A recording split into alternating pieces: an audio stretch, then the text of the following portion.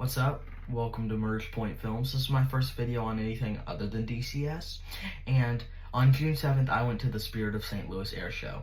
I am going to give you a sneak peek on some of the photos that I took, how my experience was, and how I edited the photos. Let's get into it.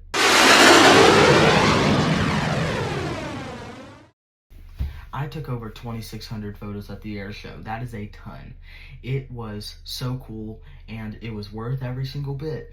There was so much to look at and so much to see. There was just no reason to not shoot everything you saw. It was so cool and unique in every single way. So I'm going to bring you along on my journey. There's not a ton of photos of these, but there were some static aircraft there, and it was so cool. We got to be so up close with history, and I will tell you that something that was just amazing, we were driving on one of the runways of the airport. It was so cool. So I will show you that, and then right after that, we'll get into the warbirds. These were peak World War II technology. It was awesome. And it was just stepping into history, especially with me because I absolutely love World War II. It is my favorite subject. If I'm in history class and they're like, okay, we're going to learn about da-da-da-da, I'm like, when's World War II? When can we learn about that? Here's the static aircraft like the P-38 Lightning, F-18, V-22, and A-10. Here's a couple of the photos. You can see them. That's the V-22 is just so big to see in person. It was so cool. And we have some F-18s, and then they had a gun that they allowed you to cock back and shoot. I had the privilege of doing that, and that was so cool. And then they have the A-10 and its huge gun. It was just so awesome to see. The T-6 Texan, the B-24 Mitchell, just awesome to see in person. All this history. Coast Guard planes.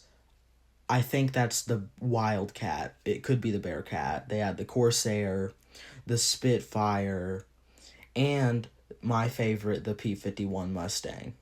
Then they had an old Air Force One. Sadly, they wouldn't let you walk through it, but you could walk through this KC-135. I am not exaggerating when I say this. This exact plane flew on D-Day and had paratroopers jump out. This was insane to see, and they had paratroopers jump out just like they did on D-Day. They also had two A-10s take off, one A-10 as wingman, and this was cool to see, but they just chilled in the airspace for the time.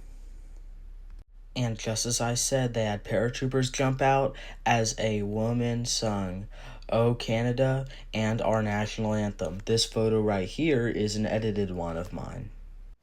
And then as the D-Day plane did one last flyover, the Titan airshow team came out.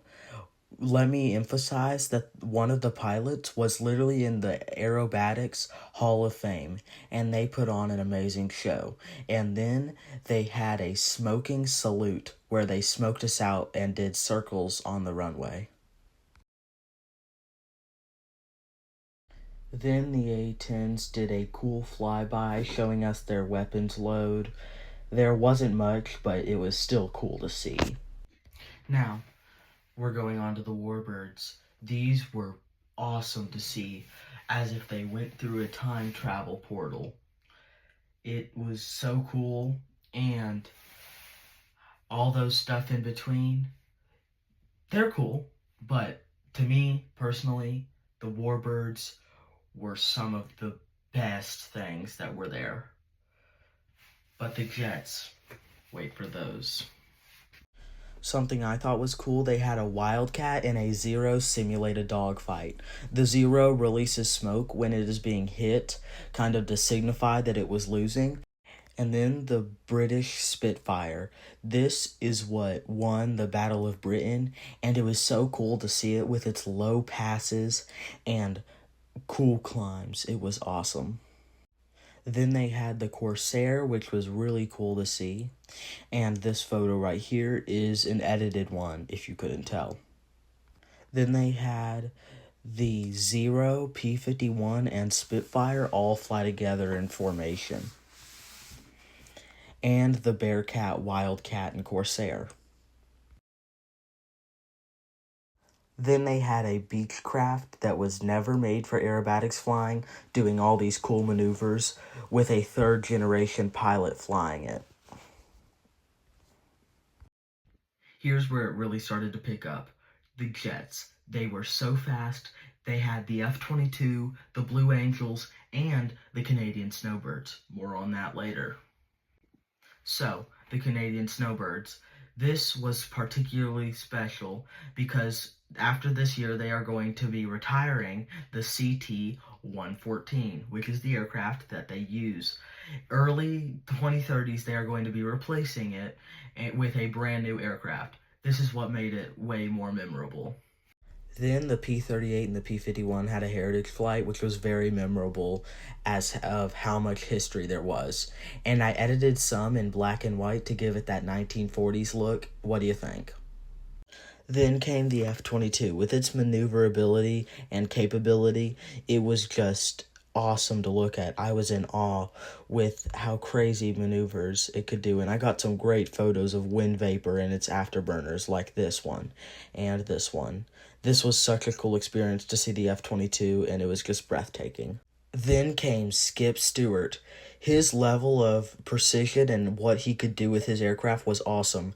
There were ropes that were set up 12 feet off the ground, and he cut both of them. One of them while flying upside down, and one of them while flying sideways. Sideways! Can y'all believe this? And he cut both of them with such precision. Then, what you've all been waiting for, this is a photo of their narrator, the Blue Angels. Their level of precision was impeccable. They were able to be so close in their jets while moving so fast. It was something that I have never seen before. Even the Thunderbirds couldn't get this close. It was awesome. With how they could be so precise with their movements, it was breathtaking.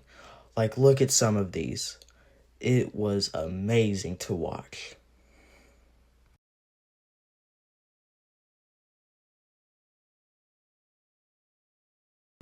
So that's it for today's video. I hope you enjoyed it. Please like and subscribe because I post DCS as much as possible. So, you will see me next on DCS. Here's a sneak peek of what I'm about to post in the F-22. Just downloaded it, finally got it to work. The F-22. Stick around for that. Make sure to subscribe so that you get notifications when I post videos like that.